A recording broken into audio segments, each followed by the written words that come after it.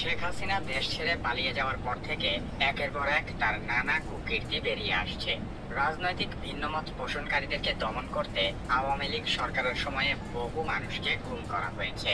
যে গোপন কারাগারে গুম করা হতো সেই জায়গাটার ছদ্মনাম হলো আয়নাঘর। শেখ হাসিনার আস্থাভাজন বাংলাদেশের সামরিক বাহিনীর গোয়েন্দা সংস্থার কিছু অসৎ অফিসার এই আয়নাঘর পরিচালনা করত। শেখ হাসিনার গোপন কারাগার আয়নাঘর সম্পর্কে আলোচনা করা হবে। বাংলাদেশের প্রতিরক্ষা বাহিনীর গোয়েন্দা সংস্থা directorate general of forces intelligence বা ডিজিএফআই হিসেবে পরিচিত।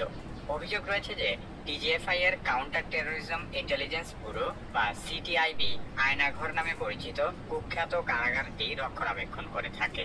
2022 সালে সুইডেন ভিত্তিক একটি স্বাধীন সংবাদ মাধ্যম নেত্র নিউজের করা একটি অনুসন্ধানী প্রতিবেদনে আয়নাঘরের বিষয়টি সবার সামনে উঠে আসে। সেখান থেকে দেশের মানুষ জানতে পারে যে বিভিন্ন সময়ে বলপূর্বক গুমের শিকার ব্যক্তিদেরকে আয়নাঘরে আটক করে নির্যাতন চালানো হতো। আয়নাঘর ঢাকা সেনানিবাসের ভেতরেই অবস্থিত বলে ধারণা করা হয়। আয়নাঘরে বন্দী থাকা সাবেক এক সেনা সদস্য জানিয়েছেন, অতীতে এই জায়গাটি জয়েন্ট ইন্টারোগেশন সেল নামে পরিচিত ছিল।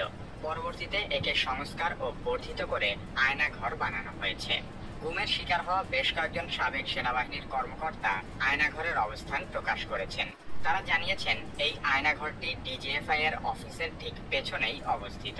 এখানে কমপক্ষে 16টি কক্ষ রয়েছে, যেখানে একসাথে 30 জনকে বন্দী করে রাখা যায়। আয়নাঘরের দায়িত্বে থাকা কয়েকজন সামরিক কর্মকর্তা গোপন এই কারাগারের ছবিও প্রকাশ করেছেন। এসব ছবি দেখলেই বোঝা যায় গোপন এই কারাগারে কাউকে বন্দী করা কতটা অমানবিক।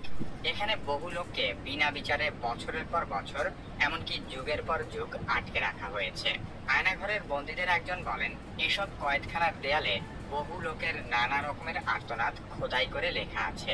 কত লোককে যে এখানে ধরে নিয়ে যাওয়া হয়েছে তার কোনো ইয়ত্তা নেই।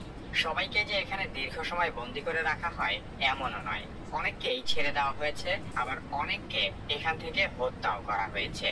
আয়নাঘরের ছবি হিসেবে সামাজিক মাধ্যমে এরকম কয়েকটি ছবি প্রচারিত হচ্ছে, যেখানে দেখা যাচ্ছে বহু মানুষের কঙ্কালের স্তূপ। ছবিটির সত্যতা সম্পর্কে শতভাগ নিশ্চিত হওয়া যায়নি। তবে আয়নাঘরের বন্দীদের নির্যাতনের কথা শুনে যে কোনো হৃদয়বান ব্যক্তির মনে হবে এমন অমানবিক পরিবেশে দীর্ঘদিন বন্দী করে রাখার চেয়ে কাউকে হত্যা করাও অনেক ভালো।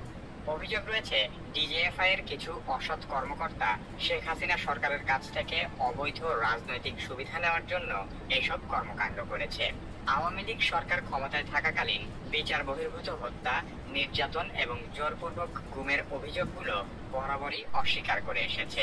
হাসিনা সরকার পতনের পরপরই এ ধরনের মানবতা বিরোধী অপরাধের প্রমাণ হাতে নাতে পাওয়া যায়। বাংলাদেশের শীর্ষস্থানীয় একটি সংবাদপত্রে বলা হয়েছে, শুধু ঢাকা সেনানিবাস নয়, সারা দেশের বিভিন্ন স্থানে এরকম আরো বেশ কিছু আয়নাঘর থাকতে পারে।